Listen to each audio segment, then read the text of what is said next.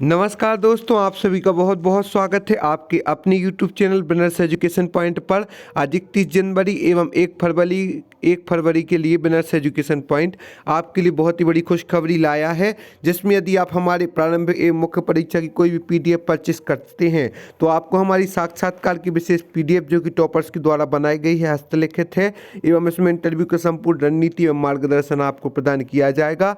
यह PDF निःशुल्क प्रदान की जाएगी। यदि आप इंस्टा के माध्यम से भी आज परचेस करते हैं तो आप हमें व्हाट्सएप पर स्क्रीनशॉट भेजकर PDF प्राप्त कर सकते हैं एवं हमारा जो कॉन्टैक्ट नंबर है 7067923410, इस पर कॉन्टैक्ट करके आप नोट्स परचेस करके और हमारी विशेष PDF परचेस कर सकते हैं, जो कि आपके लिए बहुत ही उपयोगी है। 40 पेज की PDF जिसमें आपको इंटरव्यू की संपूर्ण रणनीति प्राप्त होगी और उसका आज हम रिव्यू करने वाले हैं। तो इस PDF में आपको सर्वप्रथम तो साक्षात्कार संदर्भ, इसकी मुख्य विषय वस्तु क्या है, चुनिंदा प्रश्नों का संग्रह है, टॉपर्स इंटरव्यू, साक्षात्कार का भय, अधिकतम नंबर प्राप्त करने की सफलतम रणनीति, विगत वर्षों में पूछे प्रश्नों का संग्रह भी आपको यहाँ पर प्राप्त होगा, साक्षात्कार का स्वरूप क्या है, साक्षात्कार की तैयारी कैसे करें और बोर्ड आपसे क्या डिमांड करता है, सब आपको प्राप्त होगा।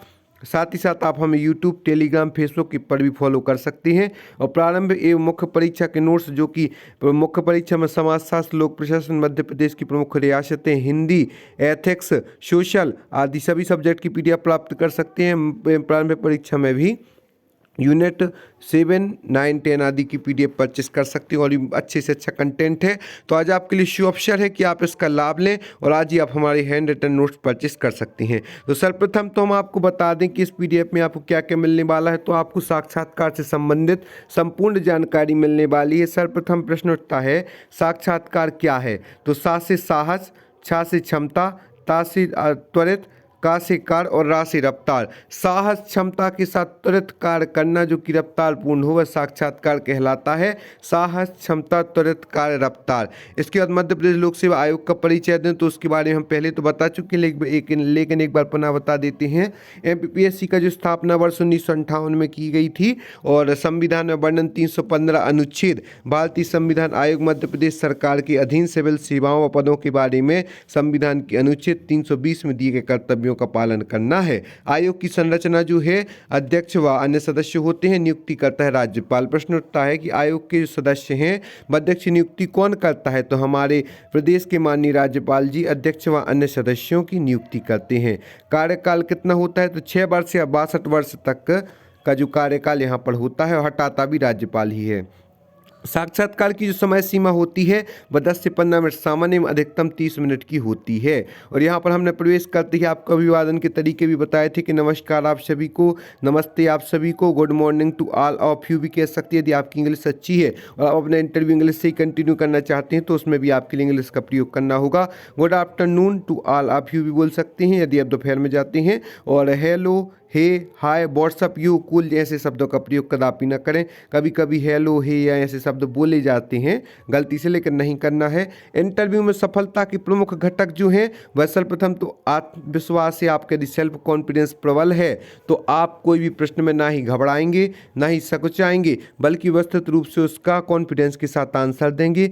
संतुलित उत्तर होना चाहिए, ना तो एकदम ज़्यादा होना चाहिए ना ही एकदम शॉर्ट होना चाहिए। जितना उन्होंने पूछा उस हिसाब से व्यवस्थित होना चाहिए। धैर्य न खोना, यदि वह प्रश्न के अंदर से प्रश्न पूछते हैं, यदि आप अपना धैर्य खो देते हैं तो वह आपके लिए नेगेटिव मार्किंग की वो ले जाएगा, इसलिए आपको धैर्य नहीं खोना है। प्रश्नों को पूरा सुनना है। कई बार देखा है अभ्यर्थी आधा प्रश्न सुनकर ही उसका आंसर देने लगते हैं, वह मेन बात को नहीं समझ पाते, इसलिए प्रश्नों को पूरा सुनना है। जब वह एक बार रुक जाए बोलकर, उसके बाद आपको प्रारंभ करना है। आशावादी दृष्टिकोण रखना है, पॉजिटिविटी आपके अंदर से झलकनी चाहिए। विश्लेषणात्मक रवैया होना चाहिए कि ताकि उन्हें जल्दी से जल्दी एक्सप्लेन हो जाए। आपके कठिन शब्दों का एकदम प्रयोग नहीं करना है और साथ ही साथ विनम्र रहना है। यदि आपको कोई आंसर नहीं बन रहा है तो आप उनसे कह सकते हैं कि सॉरी सर, हमें इसके बारे में नॉलेज नहीं है। लेकिन यदि आपको अधूरा ज्ञान है और वह प्रश्न के अंदर प्रश्न पूछते गए और आप पे नहीं बना तो फिर वह गलत इंप्रेशन पड़ता है, इसलिए आपको विनम्रता के साथ रहना है। बोर्ड मेंबर्स को सम्मान देना है सर, और यथाउचित जितना देना चाहिए।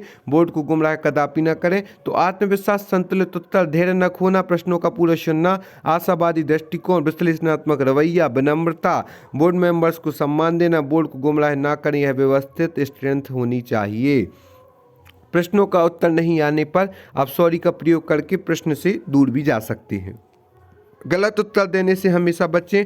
अभ्यर्थी यह सोचते हैं कि हमें उत्तर देना ही है, चाहे हम पे बने या ना बने, तो ये आपके लिए फुल नेगेटिव रहेगा, इसलिए आप इससे बचें। आपकी स्ट्रेंथ के बारे में चर्चा करें, हॉबी के बारे में संपूर्ण प्रश्न तैयार कर लें। कई बार क्या होता है, जैसे कि हम बता चुके हैं कि लड़के क्रिकेट हॉबी भर देते हैं, लड़कियां कुकिंग, लेकिन यह नहीं। जिसके बारे में आपकी नॉर्मली आपकी सहज में हॉबी हो, जिसमें आपका तनाव दूर होता हो जिस हॉबी को करने से, और जिससे आपको प्रसन्नता प्राप्त होती हो, ऐसी हॉबी के बारे में आप अपने संपूर्ण प्रश्न तैयार करके जाएं और वही हॉबी आप भरें तो ज़्यादा अच्छा रहेगा। और आज हम बता दें, आज आपके दस्तावेज भेजने की अंतिम तिथि थी। जिनका भी 2019 की मुख्य परीक्षा में चयन हुआ है, वह अभ्यर्थी आज 31 तारीख तक उन्हें अपने डॉक्यूमेंट भेजना था, और अब जल्दी से जल्द उनके इंटरव्यू की डेट भी आ जाएगी। बोर्ड में इंटरव्यू के समय कभी भी हमेशा समय पर पहुँचें, टू द पॉइंट बोलें, एकदम विषय से विषयांतर ना हो तो ज़्यादा अच्छा रहेगा। अपनी कमजोरियों को तैयार कर लें, उस दिन कुछ खास हो तो तैयार कर लें, जैसे 2 अक्टूबर है, 8 मार्च को महिला दिवस होता है, तो इस संबंधित चीज़ें भी आपको याद करना चाहिए। अपने जन्म दिवस व जन्म के साल कुछ खास हुआ हो तो वह प्रश्न भी तैयार कर लें। पूछ सकते कि 1998 विशेष क्या हुआ था, तो यह जानकारी भी आपको होना चाहिए। आपको अपने पारिवारिक और साथ ही साथ गांव, देश और जो भी समस्त अंतर्राष्ट्रीय राष्ट्रीय घटनाएं हैं उनकी जानकारी होना चाहिए। घड़ी के अलावा अन्य कोई आभूषण ना पहने तो ज़्यादा अच्छा रहेगा। गंभीर मुद्रा धारण करें। एक प्रकार से कहा जाए, कई लोग हंसमुख होते हैं तो प्रसन्नता रखना एक अलग बात है, लेकिन अगर गंभीर हैं तो ठीक है, वहाँ पर दांत ना दिखाएं, नहीं तो कई कई बच्चे हंसते ही रहते हैं, लेकिन आप जब प्री एवं मेंस निकाल के गए हैं तो आप अनुभवी तो होंगे ही, लेकिन फिर भी हम आपको बता देते हैं कि आपसे किसी प्रकार की गलती ना हो। इंटरव्यू तैयारी की बेसिक मंत्र व्यवस्थित तैयारी कैसे हो, तो करंट अफेयर्स का आपको समुचित ज्ञान होना चाहिए। जिस दिन इंटरव्यू हो उस दिन का 10 दिन पहले की सभी न्यूज़ का विश्लेषण हो, चर्चित मुद्दों के पक्ष विपक्ष आपके पास तैयार होना चाहिए। सोचने पर मजबूर कर देने वाले प्रश्न, सोचने पर मजबूर कर देने वाले प्रश्न क्या है, कई बार अभ्यर्थी सोच कर नहीं जाते हैं, यदि वह प्रश्न उनके सामने आता है तो व्यवस्थित आंसर नहीं दे पाते हैं, तो ऐसे प्रश्न आपको तैयार करके जाना है।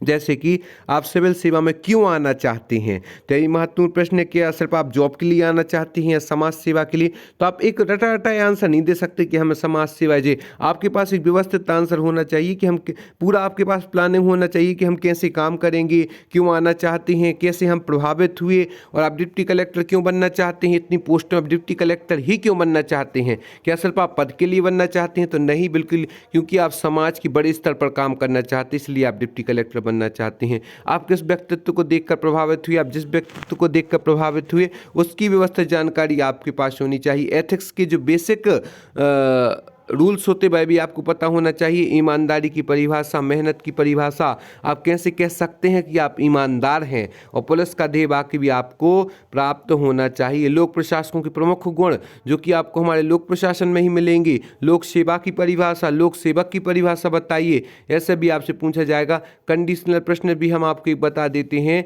यदि लॉकडाउन लगाते हैं तो आजीविका का संकट उत्पन्न होता है, यदि नहीं लगाते हैं तो जीवन के लिए संकट उत्पन्न होता है। एक प्रशासक होने के नाते इन दोनों परिस्थितियों में आप कैसे सामंजस्य बनाएंगे, तो लॉकडाउन, कोरोना से संबंधित प्रश्न तो पूछे ही जाएंगे एक न एक। आप इससे बिल्कुल भी मतलब पूरी तैयारी के साथ जाएं, आंकड़े आपके पास होना चाहिए, और साथ ही साथ एक व्यवस्थित प्लानिंग भी आपके पास होना चाहिए। तो यह भी एक कंडीशनल प्रश्न है कि यदि लॉकडाउन लगाते हैं तो आजीविका का संकट तो उत्पन्न होता ही है, यदि नहीं लगाते हैं तो जीवन के लिए संकट उत्पन्न होता है। एक प्रशासक होने के नाते इन दोनों परिस्थिति में आप कैसे सामंजस्य बनाएंगे। इसके बाद साक्षात्कार के उद्देश्य, इंटरव्यू का उद्देश्य सार्वजनिक सेवा में कैरियर के लिए उम्मीदवार की व्यक्तिगत उपयुक्तता का आकलन करना, उम्मीदवार की मानसिक दक्षता को जांचना है। प्रमुख टॉपिक जैसे विमुद्रीकरण, कोरोना महामारी, अयोध्या राम मंदिर मुद्दा, इन मुद्दों को तो आप तैयार करके जाएं ही। आप जिस जगह से हो या जहां निवास करते हो ऐसी वहाँ की भी सभी जानकारियाँ हासिल करें। सागर जिला, अपने ज़िले की ऐसी लिस्ट बनाएं। सागर जिला कब बना, इसमें कितनी तहसील हैं, कितने मंत्री कैबिनेट में शामिल हैं, विधायक का नाम, सागर के स्वतंत्रता संग्राम सेनानियों की जानकारी, आप किस जिले से पृथक होकर बना है, आपका संभाग, आपके जिले में पर्यटन, प्रसिद्ध पुरातात्विक स्थल, राष्ट्रीय उद्यान, अभयारण्य, ऐतिहासिक उपलब्धि आदि आपको सभी जानकारी होनी चाहिए। देश प्रदेश व कानून व्यवस्था से जुड़े प्रश्न भी आपको IMP होने चाहिए। धारा 144 क्या है, लोक सेवा कर्फ्यू, धारा 144 में अंतर, कानून व्यवस्था, आप जिस पोस्ट पर जा रहे हैं उसकी तो आपको आपको संपूर्ण जानकारी होना ही चाहिए। और बेसिक क्वेश्चन, आपके पिता क्या करती हैं, आपकी माता क्या करती हैं, एसडीएम के कार्य कब होते हैं, डीएसपी, सीएसपी, एसडीओपी के कार्य, अलग अलग अंतर और जेंडर बजटिंग क्या है, आप सेक्स वर्कर को कैसे रोजगार देंगे ताकि वह ऐसे काम ना करे। तो आप इसके लिए आपके पास एक व्यवस्थित आंसर होना चाहिए। लोक बाधा किसे कहते हैं? सामान्य व्यक्ति के सामान्य जीवन में अगर कोई बाधा पहुंचाता है तो उसे लोक बाधा कहते हैं। पुलिस डिपार्टमेंट में रैंकिंग बताएं, तो पुलिस डिपार्टमेंट की रैंकिंग भी आपको यहाँ पर बतानी होगी। इन शब्दों की परिभाषा याद कर लें, शासन, प्रशासन, सुशासन आदि की।